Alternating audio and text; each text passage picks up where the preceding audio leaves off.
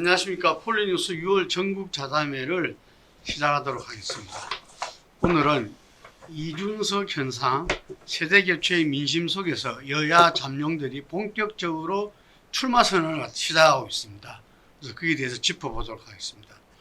우선 라운드 1에서는 이준석 현상에 대해서 그 본질과 대선에 던질 메시지는 뭔가 하고, 라운드 2에서는 출마 선언 계절을 맞은 대선 주자들의 동향에 대해서 파악해보는 시간을 갖고요. 라운드 3에서는 민주당과 국민의힘이 대선 체제를 갖다가 가동하고 있는 모습들을 갖다가 짚어보도록 하고요.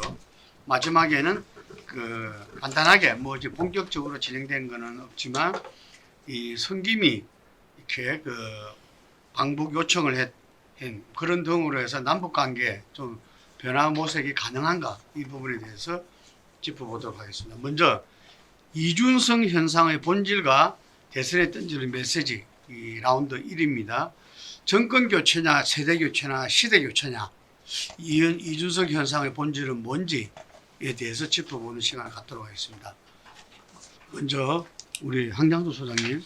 저는 정권이나 정치나 시대 교체도 아니고 세대 교체도 아니고요, 껍데기 교체다 이렇게 생각합니다. 껍데기 교체. 이게 30대라도 정치 불혹화가 있을 수 있고 60대 70대라도 계획의 가치를 가지고 있으면 훌륭한 정치인이 있을 수도 있죠. 그래서 나이에 인위적으로 세대 교체를 이렇게 하는 거, 이거는 언론과 저는 좀 기획된 상품이다 이렇게 봅니다. 이준석의 빅데이터나 이런 걸 보면 3월 21개부터 급속하게 올라가요. 이준석이 야당 정치인으로서 새로운 젊은 이 시대에 맞는 개혁 가치를 계속 이야기해왔다면 저게 자연스러울 수 있지만, 그러지 않고 TV에 나와서 하나만한 농담이나 히덕거리는, 그리고 코인회가 돈 땄다는, 전국에 정치인이 국회의원 말고도 수천 명이 있었는데 그 중에 코인회가 돈 땄다는 거 저 말고 봤습니까? 그러니까 좀 나중에 엄청난 자성자박이 될 거고, 어떻게 보면 그런 사실을 아는 자들이 이준석을 인위적으로 띄워가지고 당 대표를 시켰다 이래봐요. 지금 황교안, 김종인, 이준석으로 이어지는 요 근래 3년타 국민의힘당의 대표 약체화나, 이게 좀 여권에서 주무르기 좋은 대표 형태로 가고 있는 부분이요. 제가 봤을 때는 야당으로서는 대선에 아주 캄캄한 암운이 이렇게 접어들었다고 보고, 저기에 의미를 부각하고 호들갑을 뜨는 언론들도 지금 다른 속셈이 있는 거 아닌가, 견용제가 대표냐 싶기도 하고 그렇습니다. 그래서 이준석의 메시지를 들어야지. 이준석이가 되고 난 뒤에 이야기하는 거 해고를 자유롭게 하겠다, 이 근로자 3법입니까? 그런 걸 갖다가 이 사업자에 맡게 하겠다, 경제민주하고 이런 거 없다, 완전히 정경련 앞잡이처럼 행동하고 있지 않습니까? 그런데 그런 이준석을 보고 무슨 현상이니 하는 것 자체가 저는 웃기는 소리다 이렇게 봅니다. 예, 껍데기 교체다. 언론이 이렇게 에드발론용이냐, 이런 여러 가지 이야기를 짚었습니다. 그 대책점에서 이준석 현상을 상당히 높이 평가하고 있는 우리 홍익식 소장님. 이준석 현상하고 2030 현상하고 일치될 수도 있지만은 이거는 다를 수도 있습니다. 어쨌든 지금 이준석 현상이라는 것은 현재 2030의 이 경제적, 사회적 이해관계의 표출 과정에서 이준석이라는 인물이 등장을 한 겁니다. 어쨌든 현재까지는 이준석 이제는 대표죠. 이준석 대표가 그래도 어느 정도 2030 세대의 생각, 가치관 이런 부분을 어느 정도 잘 대변을 해주고 있고, 또 그 나이에 한 10년 가까이 정치 쪽에서 활동한 인물이 잘 없어요. 그러다 보니까 자연스럽게 2030을 대표하는 정치인으로 되어가 있지요.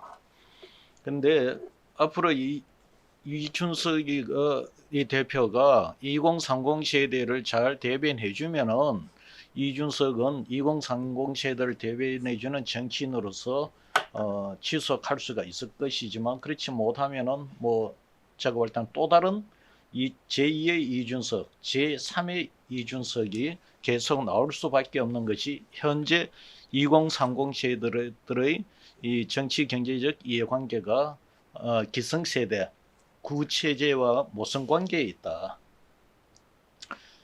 그래서 이 정치인으로서의 이준석 평가는 앞으로 뭐 달리 나오겠지만 제가 볼 때는 이준석 현상이 지속될 거냐 안 것이냐 이준석이 국한시켜 놓고 보면은 지속될 수도 있고 안 될 수도 있습니다. 그러나 그 베이스에 깔고 있는 2030들의 정치적 요구, 경제적 요구의 이 힘은 지속이 될 뿐만 아니라 세대라는 건 어쩔 수 없는 거 아닙니까? 2030 세대들이 이제는 나이를 계속 한 살씩 더 먹어 올라갈 텐데 오히려 더 중심으로 갈 수밖에 없는 게 현실이다. 여기서 이제 문제는 과거 2030 세대들이 대체적으로 40, 50 세대들하고 연대를 하는 경향이 있었는데 지금 2030 세대들은 40, 50 세대들하고는 이념적 기득권에 대해서 대립을 하고 있고 50 후반 60 이후 세대들하고는 구체제적인 기득권, 관행 이런 데 대해서 대립을 하고 있기 때문에 과거의 2030 세대하고는 좀 성격이 다르다. 저는 그렇게 봐요. 이준석 현상의 본질에는 2030 세대, 흔히 말하는 MZ 세대의 어떤 이 사회적 이 등장으로 봐야 한다. 그래서 이준석의 개인 정치인하고 별개로 이준석 현상이라고 하는 부분들은 앞으로 지속될 것 같아 이렇게 했습니다. 우리 차 교수님 어떻게 보십니까? 예, 저는 뭐 이준석 현상 자체는 상당히 좀 긍정적으로 봅니다. 앞서 우리 장 소장께서 상당히 이준석이 내세우고 있는 여러 가지 정치적인 콘텐츠에 대한 비판하시는데 그 부분은 저도 뭐 상당히 동의를 합니다만 그러나 이준석이 영선의 30대 중반의 이 원외 후보가 제1야당 그것도 보수정당의 대표가 된 것 자체는 결코 가볍지 않은 상황이라는 생각이 든다는 겁니다. 그런데 저는 뭐 이런 정권 교체나 뭐 시대 교체, 세대 교체 그거보다 더 큰 의미가 좀 있지 않나. 예를 들면 저는 정치 교체라고 이야기를 할 수 있겠다는 생각이 듭니다. 이번에 보면 이준석이 이 선거하는 과정에서 대형 캠프도 세우지 않았고 그리고 뭐 지금 특보 명함도 만들지 않았고 단체 문자도 보내지 않았고 소위 말하는 줄 세우기도 없었습니다. 그럼에도 불구하고 그럼 또 이 과정에서 보면 자기는 상당히 어떻게 보면 유승민 키즈라는 뭐 이 프레임도 이렇게 공격도 당하고 또 이 김종인 상황정치라는 또 이런 네거티브 이런 캠페인에도 불구하고 그걸 다 이겨냈다는 것이죠. 그리고 그걸 뚫고 이렇게 된 것 자체가 어떻게 보면 이준석에 그러니까 이준석이 그러니까 당 대표로 선출되는 과정에 이 과정을 지켜봤던 적지 않은 우리나라 국민들이 정치에 대한 교체를 좀 상당히 원했던 게 아니냐. 기존의 그러니까 여의도 문법으로 대변되는 기성의 정치 관행을 좀 타파했으면 좋겠다는 것들이 지금 포함되어 있는 것이 아닐까 생각이 들고 께서 말씀하신 MZ 세대가 물론 이 이준석 현상의 이 시작점이 된 발화점인 것은 분명하지만 그러나 2030들이 결국은 모였다고 해서 이준석이가 될 수만은 없는 것이거든요. 그것들이 이 파장이 일어나서 그렇긴 하지만 결국은 지금 여론조사에 다 적극적으로 이준석을 밀었던 사람 그리고 당원 투표를 통해서 이준석을 했던 사람들은 MZ 세대 이상이라는 거죠. 그 사람들이 바랬던 것은 결국은 기존의 여의도 정치로 대변되는 이 기존의 정치 문화를 좀 바꿔달라는 것이죠. 그러니까 지금 상당히 진영에 나누어서 이렇게 극한적인 투쟁을 하고 상대에 대해서 또 이 부정적이고 상당히 그러니까 네거티브하고 그리고 또 프레임을 걸고 또 이렇게 강자를 중심으로 줄을 세우는 정치 이런 정치는 좀 타파해라는 그 의미가 이번 이준석 현상의 저는 본질이 아닐까 생각이 들고요. 저는 이준석 현상은 또 어떻게 보면 그래서 한마디로 이야기하면 여의도 반비례 원칙이 관철된 선거라는 생각도 듭니다. 이준석만 당선된 것이 아니라 이번에 국민의힘의 이 최고위원을 보면 지금 초선 의원 2사람이 됐어요. 초선 의원 2사람이 됐는데 이에 반해서 삼선 현역 의원은 탈락했습니다. 탈락했고 그리고 또 된 사람 또 지금 원에 둘이가 된 거 아니에요. 그렇다고 한다면 기존의 여의도에 깊숙하게 뿌리를 받고 있는 사람보다는 그거보다는 좀 더 색채가 얕은 사람, 뿌리가 약한 사람에게 아무래도 표가 쏠리는 양상이 분명히 보인다는 겁니다. 이 뭐 청년 최고위원 같은 경우에도 보면 이 지금 현역 의원이 있었어요. 이영 의원이라고 현역 의원이 있었는데 현역 의원이 또 이 다른 똑같은 그 자기보다 더 어린, 그러니까 쉽게 말해 또 직설적으로 이야기하면 여의도 경험이 좀 더 상대적으로 덜한 사람에게 이런 걸 진 것을 보면 저는 일종의 정치 교체에 대한 강한 열망들이 이준석 현상에 투영되고 있는 것이 아닐까. 이것이 과연 지속 가능할 것이냐의 부분에 대해서는 앞으로 이준석 체제로 대변되는 국민의힘 하기에 따라서 달린 것이 아닐까. 이준석의 콘텐츠에 대한 부분은 조금 이따 다시 또 이야기하겠습니다. 예. 그 이준석 현상의 본질은 정치 교체다. 이렇게 말씀하시면서 어쨌든 그 탈정치, 여의도 탈정치의 어떤 모습을 보는 거 아닌가 이런 이야기를 하셨습니다.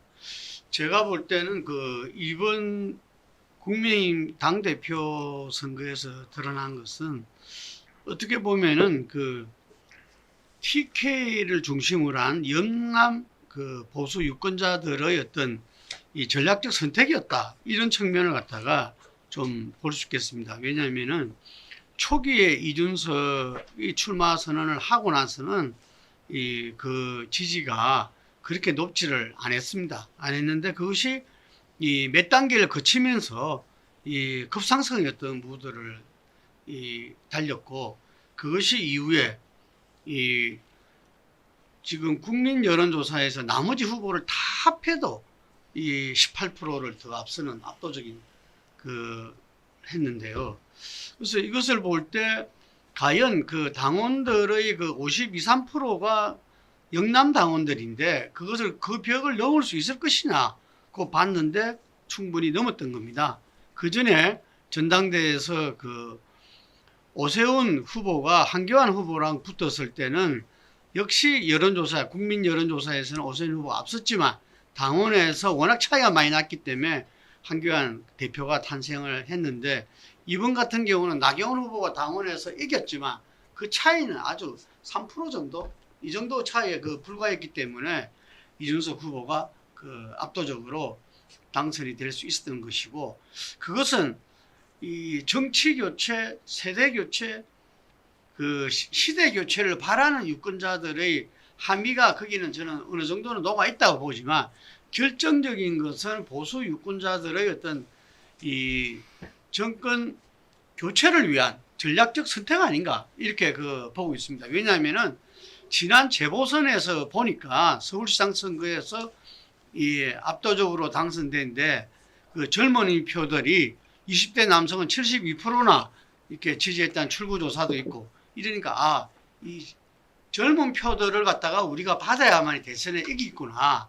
그리고 우리의 그 지지층의 확장에도 이 이준석 후보가 필요하구나. 예를 들면은 이준석 당대표의 어떤 불안감보다는 오히려 어떤 젊은 층으로서의 지지 확장 부분이 대선 승리에 더 필요하다. 이런 전략적인 선택을 했다고 하는 거죠. 우리가 흔히 말해서 민주당 쪽에서 호남의 선택, 호남이 이 영남 후보를 전략적으로 선택했던 것과 비슷하게 볼 수가 있겠습니다. 그래서 이 이준석 이 현상이 정말 정치 교체, 세대 교체로 나아가기 위해서는 이후 과정이 중요한데 지금 황 소장이 이야기한 대로 상당히 신자유주의적인 메시지를 갖다 계속 던지고 있어요. 그래서 그 부분들이 저는 이 당에서도 거꾸로 어쨌든 당도 지금 스펙트럼을 갖다가 점차적으로 중도 쪽으로 나가고 있는데 그러한 당에서 볼 때도 우려할 이야기들이 많이 나온다는 거죠. 예를 들면은 여성 이 할당제라든지 이런 부분에서 당에서는 제가 최고위원 인터뷰를 해보고 하니까 그건 당에서는 받을 수 없다.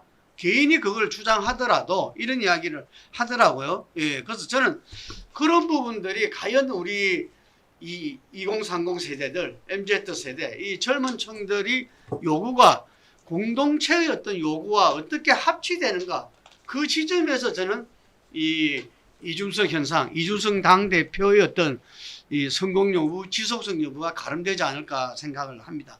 네, 황 소장님. 아니 그 능력주의가 공정하다라는 착각이라는 부분이 있지 않습니까? 그래서 우리 사회의 엘리트주의, 능력주의, 학벌주의, 세습주의 이런 부분들이 겉으로는 공정한 것처럼 보이지만 그것 자체가 엄청난 불공정을 담보하고 있다고 봐요. 그래서 이준석의 그 사고라는 것은 엘리트주의에 기반한 신자유주의적 사고에서 한치도 벗어나지 못했고요. 이준석을 만든 것은 뭐 저 보수 정당의 지지자들이 각성해서 그런 게 아니라 제가 봤을 때는 저 당에서 다른 목적을 원하는 사람들이 그야말로 지도부를 매우 약화시켜서 형식적으로 올려놔야 되겠다라는 이런 의도가 작동을 했는데 그런 생각을 하는 사람들은 대부분 개헌에 찬성하는 저 당의 여러 중진들이라고 보고 있습니다. 그래서 이런저런 게 뒤섞이고 또 역선택도 있을 거고요. 대중의 부분에. 그런 것들이 뒤섞이고 언론에 띄우기도 있었고요. 그래서 저렇게 됐지만은 저것이 저는 보수 정당의 가장 큰 문제가 수구 기득권화 되어가고 그야말로 이 정경련 앞잡이 정당처럼 지금 되어가는 것이 문제였는데 이준석은 껍데기만 젊어진 또 다른 수구 기득권이라고 저는 보고 있습니다. 그가 이야기하는 능력주의라는 것은 그야말로 이 능력 있는 놈이 잘 되는 것은 아무도 간섭하지 못한다. 그러니까 코인에 대해서도 이준석이는 일종의 양심적 이 채무감도 못 느끼죠. 코인이라는 게 사기 도박이라고 세상의 모든 경제학자들이 다 이야기하고 있는데 이 정치한다는 놈이 공인이 코인해가지고 돈을 갖다가 뭐 선거 4번 출마할 만큼 땄다라는 말을 공개석상에서 하고 있다. 지금 대한민국의 정치인 중에 코인인 사람 많겠지요. 그렇지만 전부 다 입을 다물고 있잖아요. 근데 저렇게 떠들고 있다라는 것은 앞으로 이 코인이 뭐 어제 한국은행도 이야기했고 정권도 지금 심각하게 바라보고 있지만은 곧 터질 건데 9월 25일까지 그때 이준석이 과연 그럼 코인 터지지 않았으면 정권이 이 코인 문제에 책임을 져야 될 건데 이준석이가 되지 않았다면 근데 이준석이가 되는 바람에 코인 터지면 누가 이제 정권한테만 책임을 물을 수 있겠어요? 야당 대표도 지 입으로 코인해가지고 선거 몇 번 나갈 만큼 땄다는 건데요. 그러니까 이 문제는 사실상 나중에 저 보수 정당에 엄청난 데미지를 입힐 거다. 저는 이준석이가 오래 못 갈 거라고 보고 있습니다. 코인 터지고 나면요. 그래서 이런 문제를 언론이 제기하지 않고 세대 교체만 말하고 있다는 게 굉장히 잘못된 거다. 세상에 어디에 정치꾼이 라스베가스 가서 땡겨가지고 돈 땄다고 선전하는 놈이 정치하는 게 어디 있어요. 여기까지 하겠습니다. 이준석 현상에 대해서 신자유주의를 규정하는 것은 동의는 저는 하지를 못합니다. 2030 세대들이 신자유주의 체제의 일부 교육을 체제에서 컸던 것도 사실입니다. 그러다 보니까 그네들은 사실 신자유주의 교육의 가장 큰 피해자들이죠. 그러나 얘들이 2030 세대들이 주장하는 거 보면은 경쟁 수용합니다. 그리고 그 경쟁을 하게 하라고 하죠. 그러나 이 2030 세대들이 이야기하는 것은 그렇다고 해서 이 승자 독식을 정당화하지도 않아요. 소위 말하는 공존, 공생, 공유를 주장하는 경향이 강합니다. 신자유주의자의 성격과는 좀 달라요. 자기네들의 피해자들이었기 때문에 냉혹한 신자유주의적인 경쟁의 참혹함에 대해서는 나름대로 이 비판적인 어떤 반응을 보이고 있는 세대들이단 말입니다. 물론 아까도 얘기했지만 2030 세대들의 생각과 이준석이가 당 대표로서 앞으로 자기가 이제 뭐 제시할 이런 것이 일치할지 안 할지는 모르겠지만 그거는 좀 더 두고 봐야 될 문제인 거고. 과거 이명박 때 그 경쟁이 공정했는지 여부를 떠나서 경쟁 자체가 하나의 결과를 정당화시키는 그런 도구마 이데올로그로서까지 강하게 주장하지는 뭐 않는 것 같아 보이는데 지금 이준석 대표가 지금 이제 뭐 며칠 됐나요? 한 달이 됐나요? 내가 한 달이 아직 안 됐죠? 지금 이준석 대표가 경쟁을 요구한다고 해서 시장 상황을 받아들인다고 해서 그걸 갖고서 신자유주의라고 이야기를 한다면은 규정이 내가 볼 때는 별로 그렇게 적합하지 않다. 그다음 지금 현재 이제 그 이준석의 가치 주장 중에서 제일 논란이 되는 것이 경쟁을 수용한다. 이 문제입니다. 그것이 지금 40세대, 50세대들하고 대단히 부대끼는 문제인 거고 근데 이 그렇다고 해서 이 경쟁을 받아들이는데 그 경쟁을 어떻게 할 것이며 경쟁 결과를 어떻게 이 결과로서의 사회적 가치 이런 것을 어떻게 나눌 것인가 문제는 더 두고 봐야 될 문제인 거고, 분명한 거는 지금 이것이 경쟁을 받아들이는 2030 세대와 경쟁에 대해서 부정적으로 보는 4050 세대들 간에 하나의 전선이 되고 있는 것이 바로 경쟁을 수용하느냐, 긍정적으로 보느냐, 아니면 경쟁에 대해서 수용을 하지 않고 부정적으로 보느냐.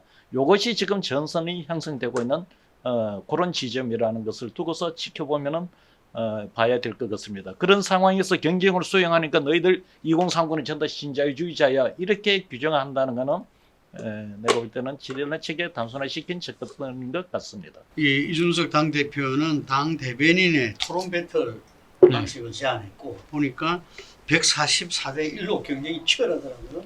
상당히 뭐 이런 측면에서 보면 그러니까 정치판에서 굴러온 그 심리라는 것이 그러니까 네. 그냥 이렇게 허송세월하는 건 아닌 것 같아요. 그러니까 나름대로 이 대중들이 그러니까 바라고 있는 부분들이 어떤 지점이라는 걸 분명히 알고 있기 때문에 이런 정치적 이벤트를 갖고 자신의 주장을 상당히 잘 포장을 하는 거죠. 어떻게 보면 바른정당에서 또 한 번씩 했죠. 했는데 그때는 뭐 바른정당 자체가 상당히 그러니까 당시가 미미했고 예. 그리고 또 그러한 그 자체가 지금은 이제 국민의힘 같은 경우는 그런 전통 자체가 없었기 때문에 새로 시작하는 거고, 그리고 또 이준석 이 소위 말하는 현상이라는 바람하고 맞물리면서 상당히 이제 지금 뭐 이 기대를 자아내고 있는데, 저는 뭐 그런 부분들은 뭐 아무리 쇼적인 측면이 있다 하더라도 그런 식으로 토론 배틀을 통해서 중간 당직자들을 그러니까 이렇게 보임하는 것 자체는 뭐 저는 그렇게 나쁘게 볼 필요는 없다고 보지만, 그러나 문제는 지금 아까 우리 홍 소장님 말씀하신 것처럼 2030들이 이 신자유주의를 원하는 건 아니죠.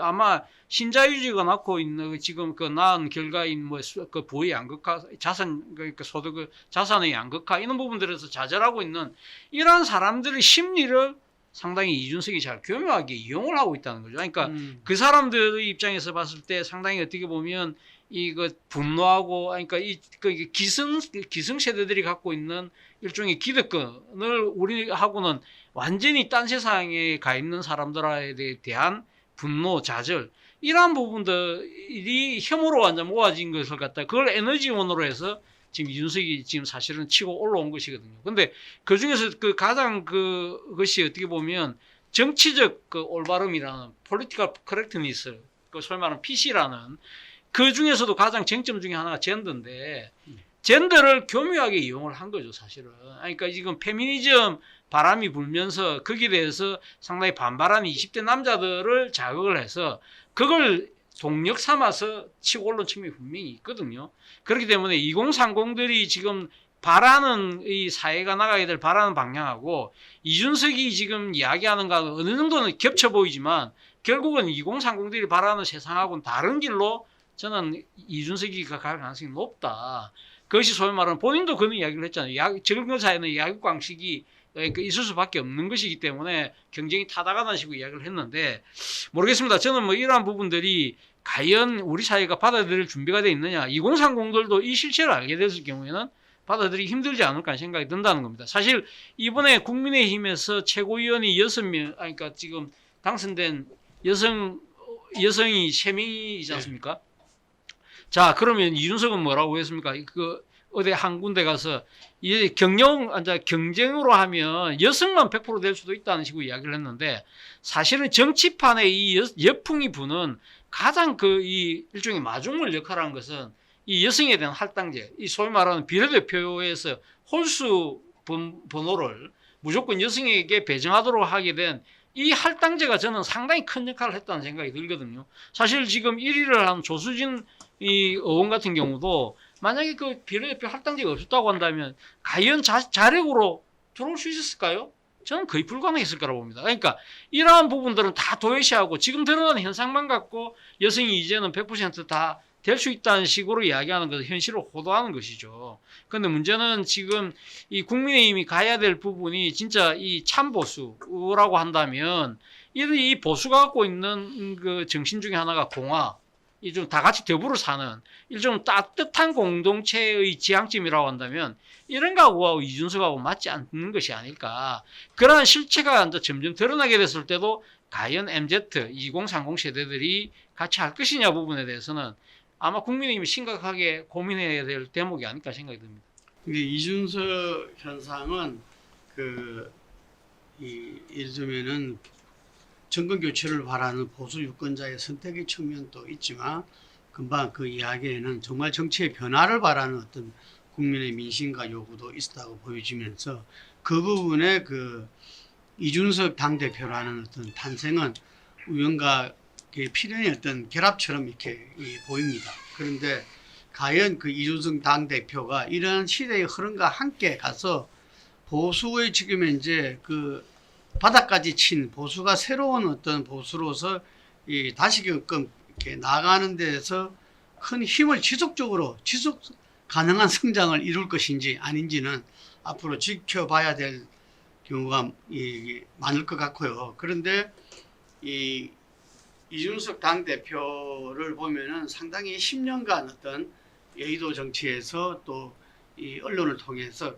경험을 했기 때문에 갈로 만만치 않다고 봅니다. 그런데 어떤 면에서는 상당히 좀 냉소적인 측면도 있는 것 같고, 아까 한 소장이 이야기한 대로 정경련 입장을 대변하는 그런 모습들이라든지, 또 한편으로 보면은 강주나 제주에 가서 어떤 역사적인 어떤 보수 정당의 어떤 참여를 하는 측면 보면은 상당히 좀 혼동스러운 측면들이 이렇게 나타나고 있습니다. 그래서 저는 이 부분들은 아마 혼자가 아니라 국민의 힘에서 집단적으로 어떤 그런 모습들을 가져 나갈 때 유의미하지 않겠나 이런 생각이 들고요. 그래서 무엇이 국민의힘 보수 세력의 가치와 지향점인지를 갖다가 오히려 혼동스럽게 하는 측면도 좀 있는 것 같아요, 이게. 그래서 그런 부분들을 갖다가 앞으로 우리가 정권을 대선을 준비하는 과정에서도 충분히 지금 나타나고 있는 것 같은데, 그거는 이후에 다시 살펴보도록 하겠습니다.